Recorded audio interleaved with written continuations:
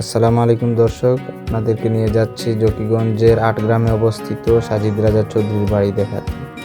প্রথমেই সুরমা নদীর তীর ঘেঁষে অত্যন্ত মনোরম দৃশ্য দেখতে দেখতে এগিয়ে যাচ্ছিলাম। নদীর ওপারে মেঘালয় পাহাড় দেখতে দেখতে চোখ জুড়িয়ে যাচ্ছিল। এখন এসে পৌঁছালাম আমরা সাজিদ রাজা চৌধুরীর বাড়িতে।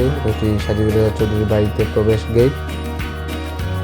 প্রবেশের পর প্রথমে আপনার যে জিনিসটা চোখে পড়বে সেটা হলো অত্যন্ত বড় একটি দিঘি। তার পাশে রয়েছে সাজিদ রাজা চৌধুরীর বিচারালয়, যে ভবনটি সবচেয়ে প্রাচীন। অত্যন্ত সুন্দর এই ভবনটি পড়ে আছে অযত্নে অবহেলায়।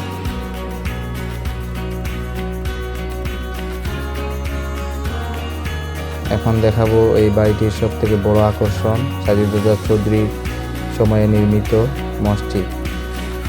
অত্র মসজিদে এখনো পর্যন্ত এলাকার জনসাধারণ ৫ ওয়াক্ত নামাজ আদায় করে।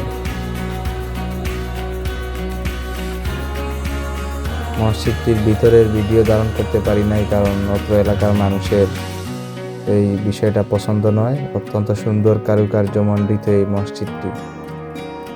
এই মসজিদে জোহরের নামাজ পড়ার সৌভাগ্য হয়েছিল আমার। এই মসজিদ এবং বাড়িটিকে ঘিরে চতুর্দিকে প্রায় ২৮ বিঘা জমি আছে, যা মসজিদের নামে ওয়াকফ করা। এখানে এখন স্থানীয় লোকেরা কৃষিকাজ করে।